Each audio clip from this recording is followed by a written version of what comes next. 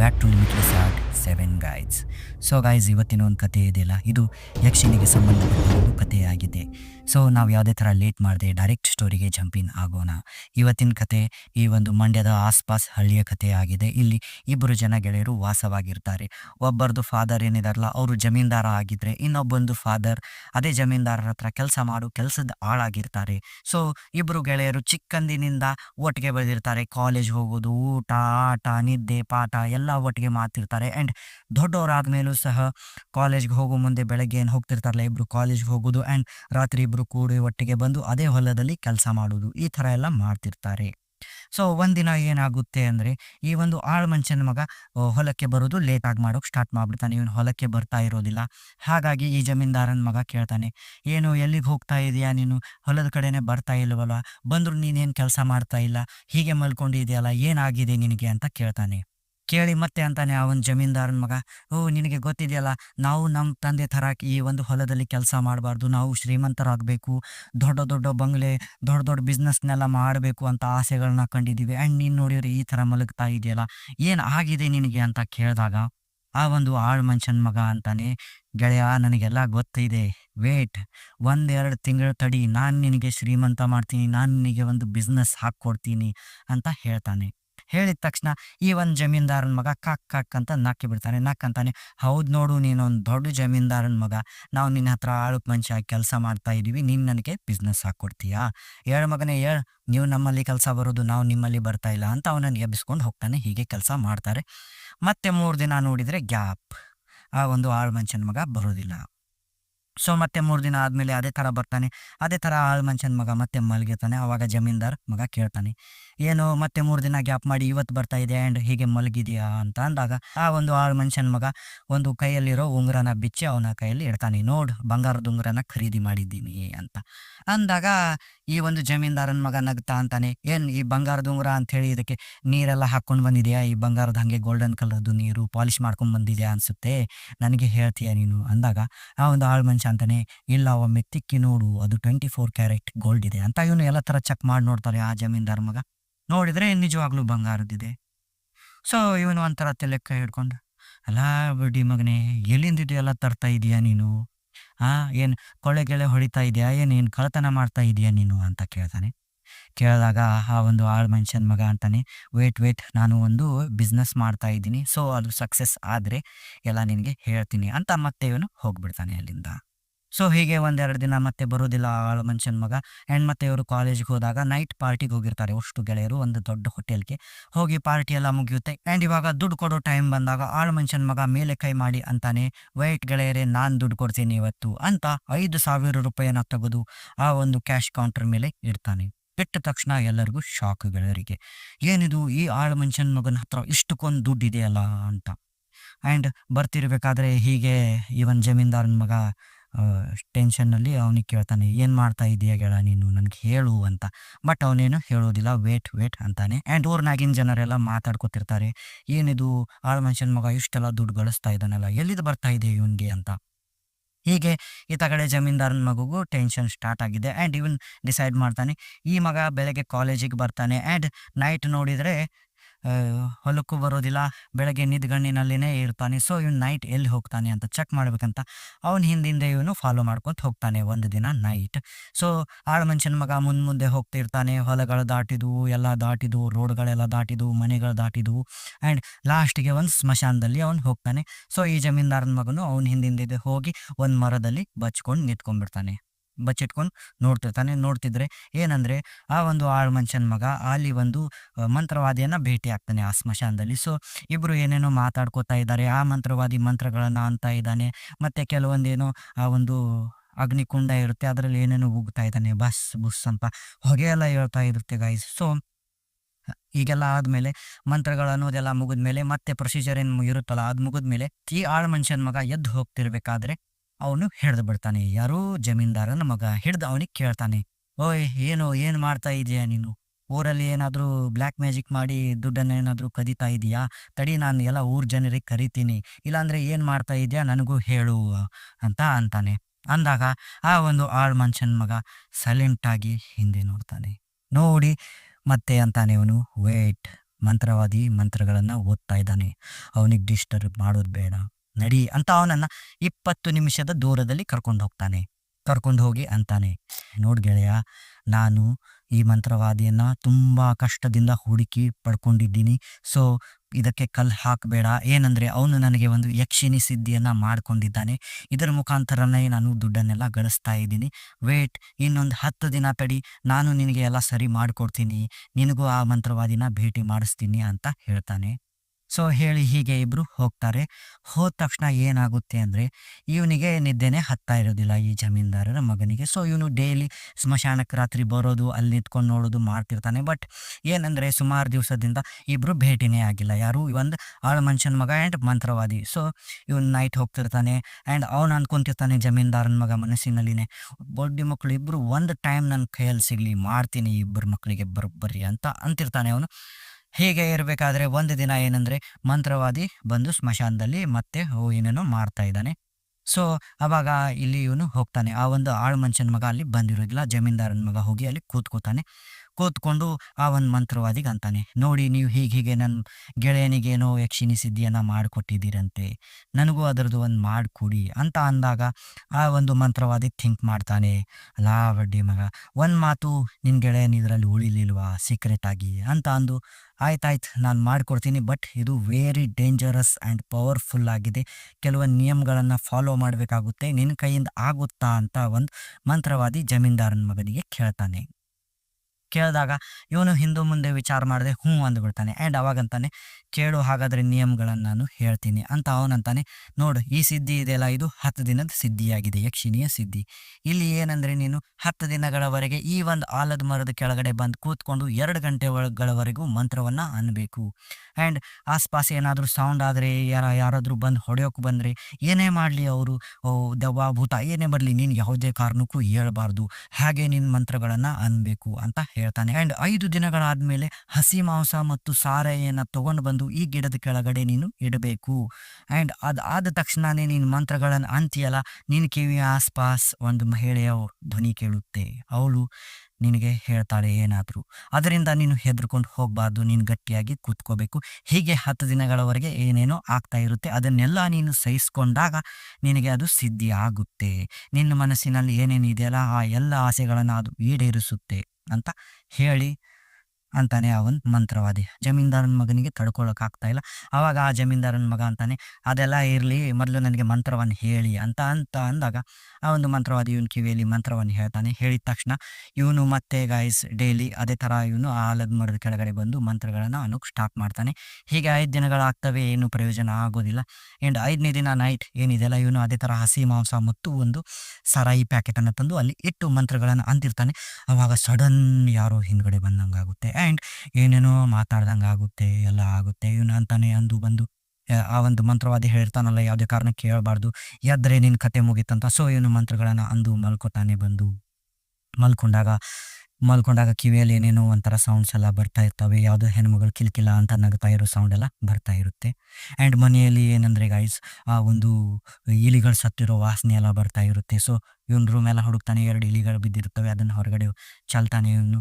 ಮತ್ತು ಹೀಗೆ 7-8ನೇ ದಿನ ಏನಾಗುತ್ತೆ ಅಂದರೆ, ಮನೆಯ ಮೇಲೆ ಕಾಗೆಗಳು ಕಾವ್ ಅಂತ ಕೂಗ್ತಾ ಇರುತ್ತವೆ. ಒಂದು 50-70 ಕಾಗೆಗಳು. ಸೊ ಇವನು ಅವ್ರ ಮದರ್ಗೆ ಕೇಳ್ತಾನೆ, ಅಮ್ಮ ಏನಿದು ಕಾಗೆಗಳ ಮನೆಯಲ್ಲಿ ಈ ಥರ ಯಾಕೆ ಕೂಗ್ತಾ ಇದ್ದಾವೆ ಅಂತ ಅಂದಾಗ ಅವ್ರ ತಾಯಿ ಅಂತಾರೆ, ಇಲ್ಲ ಮಗ, ಮೇಲ್ಗಡೆ ಇದೆ, ಮನೆ ಮೇಲ್ಗಡೆ ಕಾಗೆಗಳು ಕೂಗ್ತಾ ಇದ್ದಾವೆ ಅಂತ. ಇವರು ಮಿಡ್ ನೈಟ್ ಹೋಗಿ ನೋಡ್ತಾರೆ, ಮನೆಯ ಮೇಲೆ ನಿಂತ್ಕೊಂಡು ನೋಡಿದರೆ ಅಲ್ಲಿ ಒಂದು ಕಾಗೆನೂ ಕಾಣ್ತಾ ಇಲ್ಲ. ಸೊ ಇವಾಗ ಇವನಿಗೊಂದು ಸಿಗ್ನಲ್ ಸಿಗ್ತಾ ಇದೆ, ಏನಂದರೆ ಯಕ್ಷಿಣಿ ಆಕ್ಟಿವೇಟ್ ಆಗಿದ್ದಾಳೆ ಅಂತ. ಹೀಗೆ ಇವನು 8ನೇ ದಿನ ಹೋಗಿ ಮತ್ತೆ ಮಂತ್ರಗಳನ್ನು ಅಂತಿರ್ತಾನೆ ಆ ಒಂದು ಆಲದ ಮರದ ಕೆಳಗಡೆ. ಆವಾಗ ಒಂದು ಹೆಣ್ಮಗಳ ಸೌಂಡ್ ಬರುತ್ತೆ. ಅದರಲ್ಲಿ ಏನಂದರೆ ಆ ಹೆಣ್ಮಗಳು ಅಂತಾಳೆ, ನೀನು ಚೆನ್ನಾಗಿಯೇ ಮಂತ್ರಗಳನ್ನು ಅಂತಾ ಇದೆಯಾ, ಹೀಗೆ ಮಾಡ್ತಾ ಇದ್ರೆ ನಾನು ಭಾಳ ಬೇಗ ನಿನಗೆ ಒಲಿತೀನಿ, ಈ ಸಿದ್ಧಿಯನ್ನು ನೀನು ಮಾಡ್ಕೋತೀಯಾ ಅಂತ ಹೇಳ್ತಾಳೆ. ಹೇಳಿದಾಗ ಇವನು ಮತ್ತೆ ಹುರುಪಿನಲ್ಲಿ 2 ದಿನಗಳವರೆಗೂ ಮಂತ್ರ ಅಂತಾನೆ. ಫೈನಲಿ 10th ಡೇ ಬರುತ್ತದೆ. ಇವನು 10ನೇ ದಿನನು ಫುಲ್ ಕಾನ್ಫಿಡೆನ್ಸ್ನಲ್ಲಿ ಬಂದು ಆ ಆಲದ ಮರದ ಕೆಳಗಡೆ ಕೂತ್ಕೊಂಡು ಮಂತ್ರಗಳನ್ನು ಅಂತಿರ್ತಾನೆ. ಈ ಮಂತ್ರಗಳು ಅನ್ನೋದು ಮುಗಿದ ತಕ್ಷಣವೇ ಒಂದು ಸ್ತ್ರೀ ಇವನ ಮುಂದೆ ಪ್ರಕಟವಾಗ್ತಾಳೆ. ಇವನ್ ಕಂಡ್ಬಿಟ್ಟು ನೋಡ್ತಾನೆ. ನೋಡಿದರೆ ಅವಳು ಫುಲ್ ಬ್ಯೂಟಿಫುಲ್, ಅಟ್ರಾಕ್ಟಿವ್, ಸೆಡಕ್ಟಿವ್, ಏನೇನಂತೀವಲ್ಲ ಗೈಸ್, ಎಲ್ಲ ಅವಳಲ್ಲಿ ಇರುತ್ತದೆ. ಸೊ ಇವನು ಅಂತ ಒಂದು ಹೆಣ್ಣು ಸ್ತ್ರೀಯನ್ನು ಯಾವತ್ತೂ ನೋಡೇ ಇಲ್ಲ ಗೈಸ್, ಅಷ್ಟು ಬ್ಯೂಟಿಫುಲ್ ಇರ್ತಾಳೆ. ಆ್ಯಂಡ್ ಇವನು ಆಕೆಯನ್ನು ನೋಡಿದ ತಕ್ಷಣ ಇವನಿಗೆ ಅನಿಸುತ್ತೆ ದುಡ್ಡು ಗಿಡ್ಡು ಎಲ್ಲ ಬಿಟ್ಟು ಈಕೆಯನ್ನೇ ನನಗೆ ಸಿಕ್ಕರೆ ಸಾಕು, ಹೇಗಾದರೂ ಮಾಡಿ ಈಕೆ ಜೊತೆ ನಾನು ಒನ್ ನೈಟ್ ಸ್ಪೆಂಡ್ ಮಾಡಬೇಕು, ಸಂಭೋಗ ಮಾಡಬೇಕು, ದುಡ್ಡೇನು ಕೇಳೋದು ಬೇಡ, ಈಕಿನೇ ಕೇಳ್ಬಿಡೋಣ ಅಂತ ಅವನ ಮನಸ್ಸಿನಲ್ಲಿ ಬರುತ್ತೆ. ಬಟ್ ಇವನು ಮತ್ತೆ ತನ್ನ ಮನಸ್ಸನ್ನು ತಡ್ಕೊಂಡಂತಾನೆ ಮೈಂಡ್ನಲ್ಲೆಲ್ಲ ವಿಚಾರ ಮಾಡಿ ಇಲ್ಲಿಲ್ಲ ನಾನು ದುಡ್ಡನ್ನೇ ಕೇಳಬೇಕಂತ. ಇವನಲ್ಲಿ ಒಂದು ಭಯನೂ ಇರುತ್ತೆ, ನಾನು ಈ ಥರ ನಿನ್ನ ಜೊತೆ ಇಂಟರ್ ಕೋರ್ಸ್ ಮಾಡಬೇಕು ಆದಿದಂತ ಕೇಳಿದರೆ ಇವಳೇನಾದರೂ ಸಾಯಿಸಿಬಿಟ್ರೆ ಅಂತ. ಸೊ ಇವನು ಸೈಲೆಂಟ್ ಆಗಿರ್ತಾನೆ. ಆ್ಯಂಡ್ ಅವಳು ಕೇಳ್ತಾಳೆ, ಏನು ಬೇಕು ಹೇಳಿ ನಿನಗೆ ಅಂತ ಅಂದಾಗ ಇವನಂತಾನೆ, ಹೀಗೆ ನನಗೆ ತುಂಬ ಶ್ರೀಮಂತ ಆಗಬೇಕಂತ ಆಸೆ ಇದೆ, ದುಡ್ಡು ಗಳಿಸ್ಬೇಕು, ಬಿಸ್ನೆಸ್ಸಸ್ ಮಾಡಬೇಕು, ಕಾರು ಬಂಗ್ಲೆ ಎಲ್ಲ ಬೇಕು ನನಗೆ ಅಂತ ಹೇಳ್ತಾನೆ. ಹೇಳಿದಾಗ ಅವಳು ಅಂತಾಳೆ, ನಿನಗೇನು ಬೇಕಲ್ಲ ನಾನೆಲ್ಲ ತಂದು ಕೊಡ್ತೀನಿ, ಬಟ್ ಒಂದು ಕಂಡೀಷನ್ ಏನಂದರೆ ನಾನು ಏನು ಕೇಳ್ತೀನಲ್ಲೋ ನೀನು ನನಗೆ ಅದನ್ನು ತಂದು ಕೊಡಬೇಕು, ನಿನಗೇನು ಬೇಕು ನಾನು ಕೊಡ್ತೀನಿ ಆ್ಯಂಡ್ ನನಗೇನು ಬೇಕು ನೀನು ಕೊಡಬೇಕು ಅಂತ ಅಂದಾಗ ಇವನು ಹಿಂದೆ ಮುಂದೆ ವಿಚಾರ ಮಾಡಿದೆ, ಆಯ್ತಾಯ್ತು ಅಂದ್ಬಿಡ್ತಾನೆ. ಆ್ಯಂಡ್ ಅವಳು ಅಂತಾಳೆ, ಓಕೆ ಹಾಗಾದರೆ ನೀನು ಇವಾಗ ಮನೆಗೆ ಹೋಗಿ ಮಲ್ಕೋ, ರಾತ್ರಿ 3 ಗಂಟೆಗೆ ಸರಿಯಾಗಿ ನಾನು ನಿನಗೆ ದುಡ್ಡು ತಂದು ಕೊಡ್ತೀನಿ ಅಂತ. ಹೀಗೆ ಗಾಯ್ಸ್ ಡೈಲಿ ರಾತ್ರಿ 3 ಗಂಟೆಗೆ ಪೆಂಡಿ ಗಟ್ಟಲೆ ದುಡ್ಡನ್ನು ಅವನ ಕೈಯಲ್ಲಿ ತಂದು ಅವಳು ಇಡ್ತಿರ್ತಾಳೆ. ಹೀಗೆ 1 ದಿನ 2 ದಿನ 3 ದಿನ 4 ದಿನ 5 ದಿನ 6 ದಿನ 7-8 ದಿನ ಆಗುತ್ತೆ ಗಾಯ್ಸ್. ಇವನು ಫುಲ್ ಶ್ರೀಮಂತನಾಗೋಕೆ ಸ್ಟಾರ್ಟ್ ಮಾಡಿಬಿಡ್ತಾನೆ. ಇವನ ಹತ್ರ ದುಡ್ಡು ಇರುತ್ತೆ, ಇವನೊಂದು ದೊಡ್ಡ ಬಿಸ್ನೆಸ್ ಎಲ್ಲ ಹಾಕ್ತಾನೆ ಗಾಯ್ಸ್ ಊರಲ್ಲಿ. ಸೊ ಊರ ಜನ ಎಲ್ಲ ಮಾತಾಡ್ಕೋತಾ ಇದ್ದಾರೆ, ಏನಿಬ್ರು ಇಷ್ಟು ಶ್ರೀಮಂತರಾಗಿದ್ದಾರಲ್ಲ ಅಂತ. ಬಟ್ ಏನಂದರೆ ಇಬ್ಬರು ಫ್ರೆಂಡ್ಸ್ ಇವಾಗ ಮಾತಾಡ್ತಾ ಇಲ್ಲ ಆ್ಯಂಡ್ ಇಬ್ಬರು ಭೇಟಿನೇ ಆಗಿಲ್ಲ, ಒಬ್ಬರ ಮುಖ ಒಬ್ಬರು ನೋಡ್ತಾ ಇರೋದಿಲ್ಲ. ಸೊ ಹೀಗೆ ನಡೆಯುತ್ತೆ. ಆ್ಯಂಡ್ ಒಂದು ಸ್ವಲ್ಪ ದಿನ ಹೋದ್ಮೇಲೆ ಆ ಯಕ್ಷಿಣಿ ಕೇಳ್ತಾಳೆ, ಓಕೆ ನಿನಗೇನು ಬೇಕಿತ್ತಲ್ಲ ಅದನ್ನು ನಾನು ಇವಾಗ ಕೊಟ್ಟಿದ್ದೀನಿ, ಆ್ಯಂಡ್ ಇವಾಗ ಏನಂದರೆ ನನಗೇನು ಬೇಕಲ್ಲ ಅದನ್ನು ನೀನು ಕೊಡಬೇಕು ಅಂತ ಅಂದಾಗ ಇವನಿಗೆ ಸ್ವಲ್ಪ ಭಯ ಸ್ಟಾರ್ಟ್ ಆಗುತ್ತೆ. ಇವಳು ಏನು ಕೇಳ್ತಾಳೋ ಏನು ಅಂತ ಇವನೊಂದು ಗಾಬರಿಯಲ್ಲೇ ಆಕೆ ಕೇಳ್ತಾನೆ, ಹೇಳು ಏನು ಬೇಕು ನಿನಗೆ ಅಂತ ಅಂದಾಗ ಆ ಒಂದು ಯಕ್ಷಿಣಿ ಅಂತಾಳೆ, ಹೀಗೆ ನನಗೆ ನಿನ್ನ ಜೊತೆ ಮಲಗಬೇಕು, ಸಂಭೋಗ ಮಾಡಬೇಕು, ಇಂಟರ್ ಕೋರ್ಸ್ ಎಲ್ಲ ಮಾಡಬೇಕು ಅಂತ ಹೇಳ್ತಾಳೆ, ನಿನ್ನ ದೇಹ ಸುಖ ನನಗೆ ಬೇಕು ಅಂತ ಅಂದಾಗ ಇವನಿಗೆ ಒಂಥರ ಸುಖ. ಇವಾಗ ನಿಮಗೆ ಹೇಗೆ ಅನ್ನಿಸ್ತಾ ಇದೆಯಲ್ಲ ಗಾಯ್ಸ್, ಅದೇ ಥರ ಅವನಿಗೂ ಒಂಥರ ಅನಿಸುತ್ತೆ. ಆವಾಗ ಅವನ ಮನಸ್ಸಿನಲ್ಲಿ ಥಿಂಕ್ ಮಾಡ್ತಾನೆ, ಅಯ್ಯೋ ನಾನು ಒಂದನೇ ದಿನ ಏನು ಅಂದ್ಕೊಂಡಿದ್ನಲ್ಲ ಅದನ್ನೇ ಇವಳು ಇವಾಗ ಮಾತಾಡ್ತಾ ಇದ್ದಾಳಲ್ಲ, ರೋಗಿ ಬಯಸಿದ್ದು ಹಾಲು ಅನ್ನ, ವೈದ್ಯ ಹೇಳಿದ್ದು ಹಾಲು ಅನ್ನೋ ಹಾಗಾಯ್ತಲ್ಲ ಇದು ಅಂತ ಫುಲ್ ಒಂದು ಖುಷಿಯಲ್ಲಿ ಇಬ್ಬರು ಇವಾಗ ಇಂಟಿಮೇಟ್ ಆಗ್ತಾರೆ. ಆ್ಯಂಡ್ ಇಲ್ಲಿ ಏನಂದರೆ ಒಂದು ಗಂಡ ಹೆಂಡತಿ ನಡುವೆ ಫಸ್ಟ್ ನೈಟ್ ದಿನ ಏನು ಆಗುತ್ತಲ್ಲ ಅದೆಲ್ಲ ಇವ್ರ ಮಧ್ಯೆ ಆಗುತ್ತದೆ. ಡೀಟೇಲ್ ಆಗಿಲ್ಲಿ ಹೇಳೋದು ಬೇಡ ನಾವು. ಸೊ ಹೀಗೆಲ್ಲ ಆಗುತ್ತೆ. ಆದ ತಕ್ಷಣ ಗೈಸ್ ಹೇಳ್ತೀನಿ, ಇವನಲ್ಲಿ ಒಂದು ಪವರ್ ಬರುತ್ತೆ, ಒಂದು ಅಟಿಟ್ಯೂಡ್ ಬರುತ್ತೆ, ದುಡ್ಡು. ಆ್ಯಂಡ್ ಇವನ ಕಡೆ ಎಷ್ಟು ಪವರ್ ಇದೆ ಅಂದರೆ ಒಂದು ಏನಾದರೂ ಟ್ರೈನ್ ಇವನು ಎದುರುಗಡೆ ಬಂದರೆ ಆ ಟ್ರೈನನ್ನು ಎತ್ತು ಒಗೆಯೋಷ್ಟು ಪವರ್ ಇದೆ. ಆ್ಯಂಡ್ 10 ಮಂದಿನ ಒಮ್ಮಕ್ಕಳೇ ಹೊಡೆಯೋಷ್ಟು ಪವರ್ ಎಲ್ಲ ಇವನ ಹತ್ರ ಬಂದುಬಿಟ್ಟಿರುತ್ತೆ. ಅಷ್ಟು ಶಕ್ತಿ ಇದ್ದಂಗೆ ಇವನಿಗೆಲ್ಲ ಫೇಲ್ ಆಗ್ತಾ ಇದೆ, ಅಂದರೆ ಅವ್ರ ಜೊತೆ ಮಲ್ಕೊಂಡ ಮೇಲೆ. ಸೊ ಹೀಗೆ 1 ದಿನ 2 ದಿನ 3 ದಿನ 4 ದಿನ ಹೀಗೆ ಉರುಳುತ್ತೆ ಗೈಸ್. ಉರುಳಿದ ಮೇಲೆ ಹೀಗೆ ಇವನು ಆ ಒಂದು ಯಕ್ಷಿಣಿ ಜೊತೆ ಹಾಸಿಗೆ ಮೇಲೆ ಮಲಗಿರ್ತಾನೆ. ಆವಾಗ ಇವನ ಗೆಳೆಯಂದು ಫೋನ್ ಬರುತ್ತೆ, ಆ ಒಂದು ಆಳು ಮನುಷ್ಯಂದು ಮಗಂದು. ಸೊ ಇವನು ಫೋನ್ ನೋಡಿದರೆ ಇವನ ನಂಬರ್ ಇದೆ ಗೆಳೆಯಂದು. ಸೊ ಇವನಿಗೆ ಅನಿಸುತ್ತೆ, ತೋರಿಸ್ತೀನಿ ಮಗನಿಗೆ ನಾನು ಎಷ್ಟು ಶ್ರೀಮಂತನಾಗಿದ್ದೀನಿ ಆ್ಯಂಡ್ ಯಕ್ಷಿಣಿ ನನ್ನ ಹತ್ರ ಇದ್ದಾಳೆ ಅಂತ. ಇವನು ಕಾಲ್ನ ಸ್ಪೀಕರ್ ಮೇಲೆ ಹಾಕಿ ಅಂತಾನೆ, ಹೇಳಿ ಏನಾಯಿತು, ಇಷ್ಟು ದಿನದ ಮೇಲೆ ಕಾಲ್ ಮಾಡಿದೆಯಲ್ಲ ಅಂತ ಅಂದಾಗ ಆತ ಕಡೆಯಿಂದ ಅವನಂತಾನೆ, ನೋಡಿ ಗೆಳೆಯ ನೀನೇನು ಯಕ್ಷಿಣಿ ಅಂತ ತಿಳ್ಕೊಂಡಿದೆಯಲ್ಲ, ಅವಳು ಯಕ್ಷಿಣಿ ಅಲ್ಲ, ಅವಳು ಒಂದು ಡಯನ್ ರಾಕ್ಷಸಿ, ಅಲ್ಲಿಂದ ಎದ್ದು ಓಡು ಅಂತ ಹೇಳಿಬಿಡ್ತಾನೆ. ಹೇಳಿದ ತಕ್ಷಣ ಗಾಯ್ಸ್ ಇವನು ಫೋನ್ ಕಟ್ ಮಾಡಿ ನೋಡ್ತಾನೆ. ನೋಡಿದರೆ ಇಷ್ಟೋ ಹೊತ್ತಿಗೆ ಏನಂದರೆ ಅವಳು ಇವನು ಕೆನ್ನೆಯನ್ನು ಕಟ್ಸ್ತಾ ಇದ್ಲು, ಕುತ್ತಿಗೆ ಮೇಲೆ ಮಾರ್ಕ್ ಮಾಡ್ತಾ ಇದ್ಲು, ಎಲ್ಲೆಲ್ಲೋ ನೆಕ್ತಾ ಇದ್ಲು ಅವಳು. ಸೊ ಇವನು ನೋಡ್ತಾನೆ, ನೋಡಿದರೆ ಆ ಒಂದು ನಗು ಇದೆಯಲ್ಲ ಅದು ಚೇಂಜ್ ಆಗಿದೆ ಇವಾಗ. ಆಕೆಯ ಫೇಸ್ ತುಂಬ ಭಯಂಕರವಾಗಿದೆ. ನಿನ್ನೆ ಮೊನ್ನೆ ಬ್ಯೂಟಿಫುಲ್ ಆಗಿತ್ತು, ಇವತ್ತು ನೋಡಿದರೆ ಫುಲ್ ಖರಾಬಾಗಿ ಕಾಣ್ತಾ ಇದೆ. ಅಂದರೆ ಜಗತ್ತಿನಲ್ಲೇ ಇಷ್ಟು ಖರಾಬ್ ಆಗಿರೋ ಫೇಸ್ ಯಾವತ್ತೂ ಇವನು ನೋಡಿಲ್ಲ. ತುಂಬ ಇವನಿಗೆ ಭಯ ಆಗ್ತಾ ಇರುತ್ತೆ, ಏನಿದು ಅಂತ ಅಂದಾಗ ಆ ಒಂದು ಡಯನ್ ಇದ್ದಾಳಲ್ಲ ಅವಳು ಫುಲ್ ನಗ್ತಾ ಅಂತಾಳೆ, ಮಗನೇ ಬರೀ ನೀನು ಸಿಕ್ಕೊಂಡಿದೀಯಾ, ಮಾಡ್ತೀನಿ ನಿನಗೆ ಅಂತ.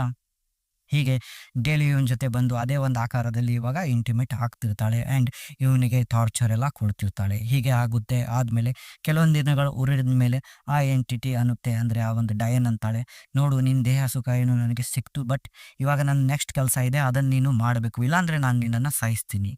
ಏನು ಅಂದರೆ ನಿನ್ನ ಪಕ್ಕದ ಮನೆಯಲ್ಲೇನು ಒಂದು ಹೆಣ್ಮಗಳಿದ್ದಾಳಲ್ಲ ಆಕೆ ಗರ್ಭವತಿ ಇದ್ದಾಳೆ, ನಿನಗೆ ಗೊತ್ತಲ್ವಾ ಅಂತಂದಾಗ, ಗೊತ್ತು 8 ತಿಂಗಳಿದೆ ಆಕೆಗೆ ಅಂದಾಗ, ಇವಾಗ ನೋಡು ಕೇಳಿಸ್ಕೊ. ಆ ಒಂದು ಗರ್ಭವತಿಯ ಹೊಟ್ಟೆಯಲ್ಲಿ ಏನು ಮಗು ಇದೆಯಲ್ಲ ಅದನ್ನು ನನಗೆ ನೀನು ನಾಳೆ ಅನ್ನೋದ್ರೊಳಗೆ ತಂದು ಕೊಡು. ಇಲ್ಲ ಅಂದರೆ ನಾನು ನಿನ್ನನ್ನು ಸಾಯಿಸ್ತೀನಿ. ನೀನು ತಂದು ಕೊಟ್ಟರೆ ನಿನ್ನನ್ನು ಬಿಡ್ತೀನಿ ಆ್ಯಂಡ್ ಆ ಮಗುವನ್ನು ನಾನು ತೊಗೊಂಡು ಹೋಗ್ತೀನಿ. ಅಕಸ್ಮಾತ್ ನೀನೇನಾದರೂ ಆ ಮಗುನ ತಂದು ಕೊಡದೆ ಹೋದರೆ ಆ ಮಗುವನ್ನೇನೋ ನಾನು ಆಕೆ ಹೊಟ್ಟೆಯಿಂದ ತಕ್ಕೋತೀನಿ ಪ್ಲಸ್ ನಿನ್ನನ್ನು ಸಾಯಿಸ್ತೀನಿ ಅಂತ ಹೇಳುತ್ತೆ ಆ ಒಂದು ಡಯನ್. ಸೊ ಇವನು ಥಿಂಕ್ ಮಾಡ್ತಾನೆ, ಆದಿದ್ದಾಗಲಿ ಏನೇ ಆಗಲಿ ನಾನು ಮಾತ್ರ ಅದನ್ನು ತರೋದಿಲ್ಲ, ಇಂಥ ಪಾಪದ ಕೆಲಸ ಮಾಡೋದಿಲ್ಲ ಅಂತ. ಸೊ ಇವನು ಹೀಗೆ ಕೂತ್ಕೋತಾನೆ, ನೋಡೋಣ ಏನಾಗುತ್ತೆ ಅಂತ. ಗೈಸ್, ರಾತ್ರಿ ಒಂದು ಸೌಂಡ್ ಬರುತ್ತೆ, ಕಿರ್ಚೋ ಸೌಂಡ್. ಇವನು ನೋಡ್ತಾನೆ, ಕಿಣಕಿಯಿಂದ ಇಣಿಕ್ ಹಾಕಿ ನೋಡಿದರೆ ಜನರೆಲ್ಲ ನಿಂತ್ಕೊಂಡಿದ್ದಾರೆ. ಆ್ಯಂಡ್ ಆ ಹೆಣ್ಮಗಳೇನಿದ್ದಾಳಲ್ಲ, ಗರ್ಭವತಿ ಹೆಣ್ಮಗಳು, ಆಕೆಯ ಹೊಟ್ಟೆ ಯಾರೋ ಹರಿದು ಬಿಟ್ಟಿರ್ತಾರೆ ಈ ಥರ ಒಂದು ಉಗುರಿನಿಂದ. ಆ ಒಂದು ಮಗು ಅಲ್ಲಿಂದ ಗಾಯಬಿರುತ್ತೆ, ಹೊಟ್ಟೆಯಲ್ಲಿ ಮಗುನೇ ಇಲ್ಲ. ಸೊ ಎಲ್ಲರೂ ಚೀರಾಡ್ತಾ ಇರ್ತಾರೆ, ಮನೆಯವರೆಲ್ಲ ಆ ಕ್ರಂದನ ಮುಗಿಲು ಮುಟ್ಟಿರುತ್ತೆ. ಆ್ಯಂಡ್ ಆ ಒಂದು ಹೆಣ್ಮಗಳು ಸಾಯ್ತಾಳೆ. ಆ್ಯಂಡ್ ಇವನು ಕೆಳಗಡೆ ಹೋಗೋಕೆ ಹೆದರಿಕೆ ಆಗ್ತಾ ಇರುತ್ತೆ, ಅದೆಲ್ಲಿ ಬಂದುಬಿಡುತ್ತೋ ಏನೋ ಅಂತ. ಇವನು ಫುಲ್ ಬಚ್ಚಿಟ್ಕೊತಿರ್ತಾನೆ ಗೈಸ್. ಇವನು ಬೆಡ್ ಕೆಳಗಡೆ ಎಲ್ಲ ಹೋಗಿ ಮಲಗೋದೆಲ್ಲ ಮಾಡ್ತಿರ್ತಾನೆ. ಬಟ್ ಆ ಒಂದು ಎಂಟಿಟಿ ಏನು ಮಾಡುತ್ತೆ ಅಂದರೆ ಗಿಡದಲ್ಲಿನೇ ಕೂತ್ಕೊಂಡು ಇವನ ಹತ್ರನೇ ನೋಡಿ ನಗ್ತಾ ಇರುತ್ತೆ. ಆಕೆಯ ಕೈಯಲ್ಲಿ ಆ ಒಂದು ಮಗು ಇರುತ್ತೆ ಆ್ಯಂಡ್ ಅದು ಹೇಳುತ್ತೆ ನಿನಗೂ ಒಯ್ತೀನಿ ಅಂತ. ಸೊ ಇವನು ತುಂಬ ಭಯ ಬಿದ್ದು ಎದ್ದು ಬಂದು ಫಾದರ್ಗೆ ಹೇಳ್ತಾನೆ, ಅಪ್ಪ ಹೀಗೀಗ ನಾನು ಮಾಡಿಬಿಟ್ಟಿದ್ದೀನಿ ಅಂತ.